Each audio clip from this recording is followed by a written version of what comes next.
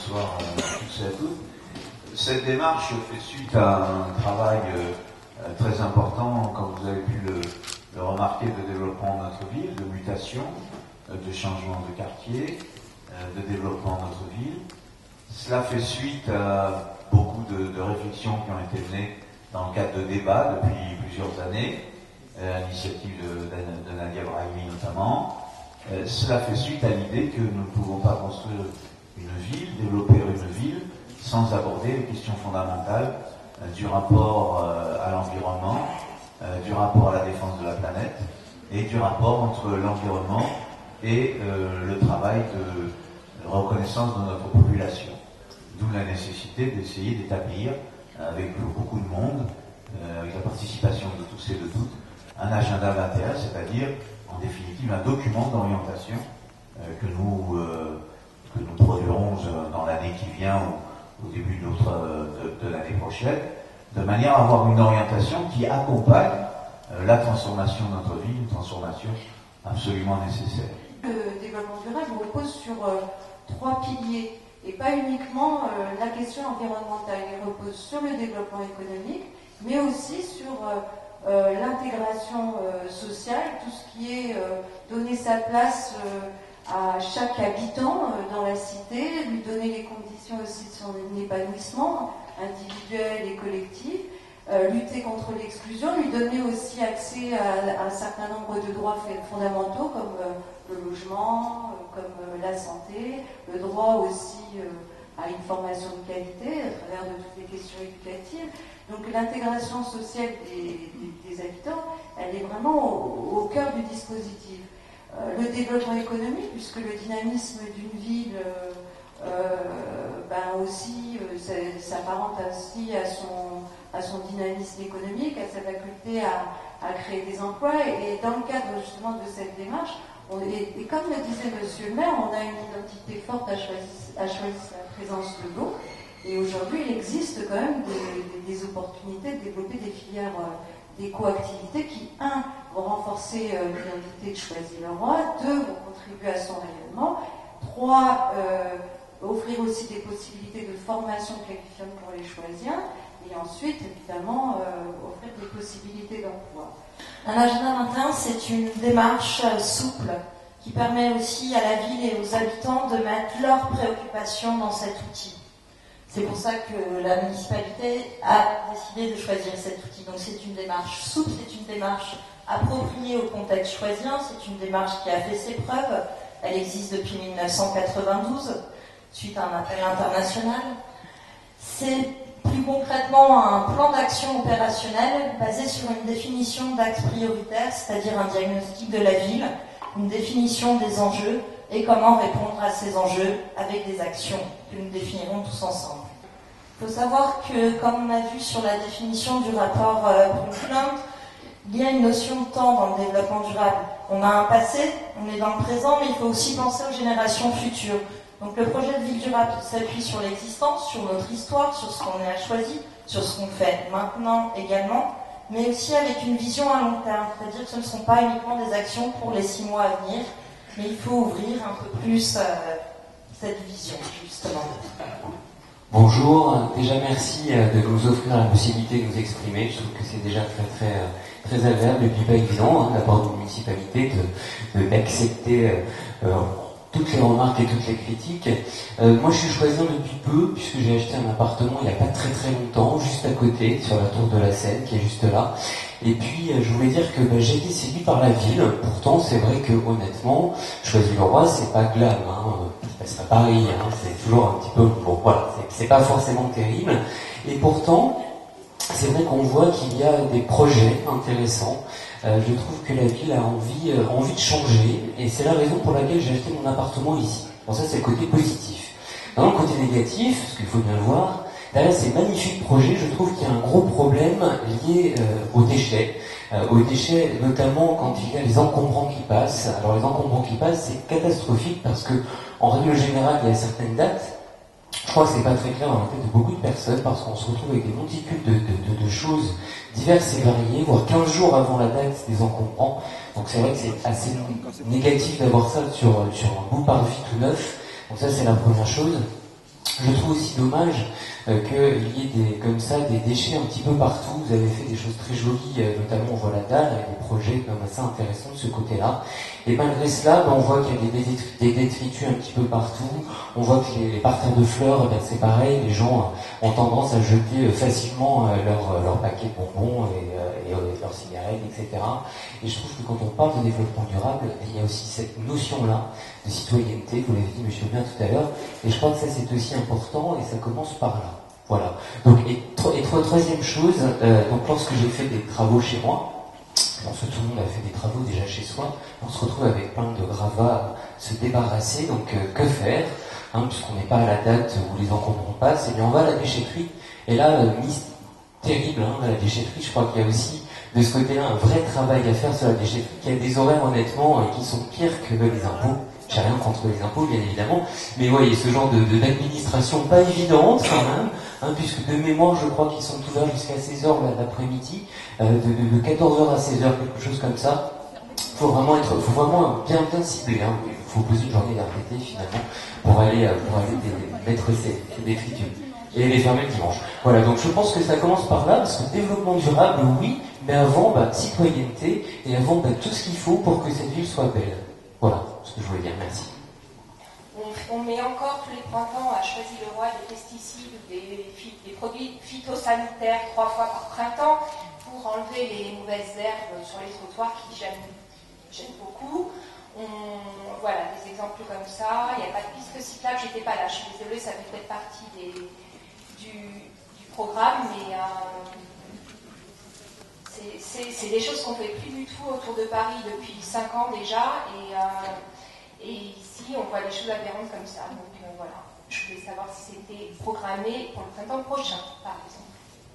Bon, moi je suis Gérard Bouvier, j'ai une photo sur la petite affiche du développement durable. Je suis un cinglé de récupération de matériel. Je trouve qu'on est dans une société de gaspillage honteuse dans les pays riches, alors qu'il y a une pauvreté invraisemblable dans les autres pays. Quelques exemples. On démonte à l'heure actuelle, on a tendance à regrouper des cliniques. Lorsqu'on regroupe des cliniques, il faut savoir comment ça fonctionne. On fait une clinique toute neuve qui touche des subventions pour s'équiper. Et le dernier jour, on prend les malades des anciennes cliniques et on les emmène dans les nouvelles. Le matériel qu'il y avait dans les anciennes cliniques, il est abandonné. Soit il va à la benne, soit ce sont des bénévoles qui le récupèrent. Alors nous, on stocke du matériel de ce type-là et on fait des containers pour des associations qui sont intéressées pour le pays du tiers-monde. 2010, c'est 40 containers qui sont partis de base de Viry-Châtillon. Je récupère en outre des vélos de la Poste, donc des vélos réformés. J'en ai, alors j'ai essayé de monter un projet avec Choisy-le-Roi qui est capoté. J'ai essayé avec Boissy-Saint-Léger. Boissy-Saint-Léger, on a été un petit peu plus loin, j'aurais livré 70 vélos. À l'heure actuelle, j'en ai encore à peu près 70 en stock. Je suis viré de l'endroit où on stocke notre matériel, donc il faut que je me débarrasse de ces vélos. Et ça me fend le cœur de les mettre à la benne. L'idée pour les vélos, c'est de faire une insertion de jeunes pour arriver à faire. J'ai vu que le monsieur Brossard était intéressé par les Vélib à Choisy-le-Roi. Je pense que c'est aussi indispensable. On peut faire un système de Vélib à partir de vélos de la Poste, une fois retapé. On peut également faire un système qui est tout bête. Les pompiers dans toutes les communes se trimballent avec leur voiture pour aller vérifier leurs pompes, les pompes incendie, tout ça. Ils pourraient faire ça en vélo, avec des vélos qui soient adaptés. Ça coûterait pas cher, ça polluerait pas. Sur les produits phytosanitaires, vous dites qu'on utilise des produits phytosanitaires. Non, depuis des années, elle est limitée.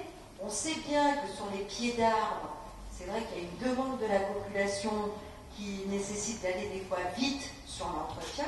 Mais justement, pour remédier à cette situation, on a adhéré à un dispositif qui a été lancé par le syndicat des audits de France, qui s'appelle Phytocité, qui consiste justement à ne plus utiliser les produits phytosanitaires, à former le personnel. D'ailleurs, le personnel a déjà eu une formation sur cette question. À former le personnel justement pour que dans l'entretien des espaces verts, il n'y ait plus d'utilisation de produits phytosanitaires. Sur les pistes cyclables, là aussi, c'est un chantier qu'on a lancé, sur lequel il va falloir vraiment qu'on travaille dans le cadre de l'agenda 21 avec les habitants, parce que le Conseil général, monsieur le maire est aussi vice-président du Conseil général, est très impliqué sur ces questions.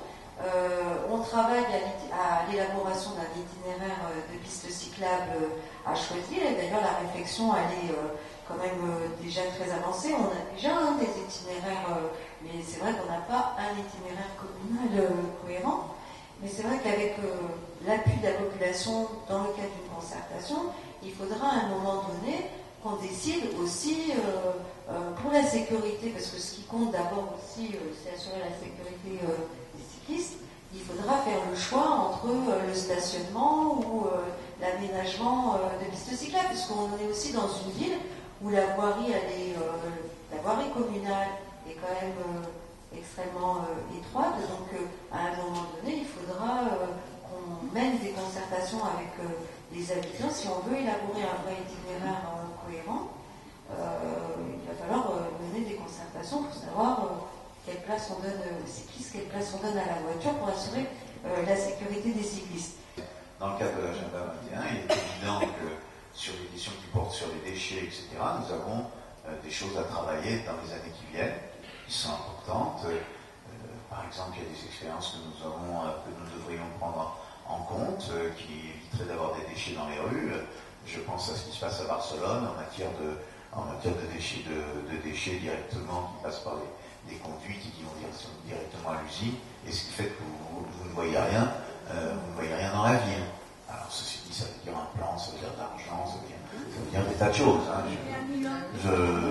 À Milan, je ne sais pas, mais je ne connais pas. Mais en tout cas, ce que je connais, c'est Barcelone et Poblenou notamment. Donc, il y a des choses à travailler à partir de ce que nous disions. C'est vrai qu'il y a des imperfections. Si on parle en matière de transport, en matière de transport, on s'en a choisi. Monsieur a dit, on ne veut pas de Vélib à Choisy. Non, monsieur, on n'a jamais fait dit ça. Jamais. Il y a une étude qui a été faite par le Conseil général qui montre que les Vélib à Choisy, ce serait dans une certaine mesure catastrophique. Pour deux raisons. D'abord parce que nous n'avons pas les pistes cyclables suffisantes, que nous n'avons pas le droit d'aller sur les sites propres du TVR. Concernant Vélib et même Autolib, puisque j'ai reçu une aide il n'y a pas longtemps, sur Vélib, pourquoi nous ne sommes pas arrivés par là? Donc les pistes cyclables, je viens de le dire, c'est insuffisant. Et le deuxième aspect des choses, c'est qu'il faut des liaisons. Vélib à Paris, c'est l'avantage, c'est que vous avez tout Paris. Donc vous circulez dans tout Paris. Chez nous, à Thiers, il n'y a rien. À Créteil, ils ont fait Créteil, il y a un centre Créteil. Il faut pouvoir relier Or, les municipalités aujourd'hui ne sont pas arrivées à ça. Et le coût, par contre, est prohibitif. Donc, nous avons un travail. Ce que nous allons faire, et on a commencé à le faire d'ailleurs à Gare de Choisy, c'est beaucoup plus d'arceaux pour recevoir les vélos personnels, etc. Avec sans doute des systèmes de gardiennage à venir. J'ai toujours été intéressé par le développement durable, et donc le fait que la ville se lance dans ce processus m'intéressait, donc je voulais savoir exactement comment elle abordait ce sujet, qui est un sujet assez complexe et long. Donc c'était pour le découvrir que ça m'a intéressé de venir assister à cette réunion. Vous avez appris beaucoup de choses? Alors j'ai appris surtout la méthode, parce que bon, quand on parle d'agenda 21, c'est pas évident quel est le processus qu'il y a derrière. Donc ce que j'ai appris, c'est qu'il y a tout un processus qui est mis en place, avec d'abord une analyse de situation, et puis après, il y aura à travailler donc en hiérarchisant les projets ou les chantiers qu'il y a à faire après progressivement dans un temps très long. Nous voyons cette ville évoluer et je m'interroge sur les évolutions. J'écoute avec intérêt toutes les intentions bonnes, j'espère, qui doivent améliorer la vie.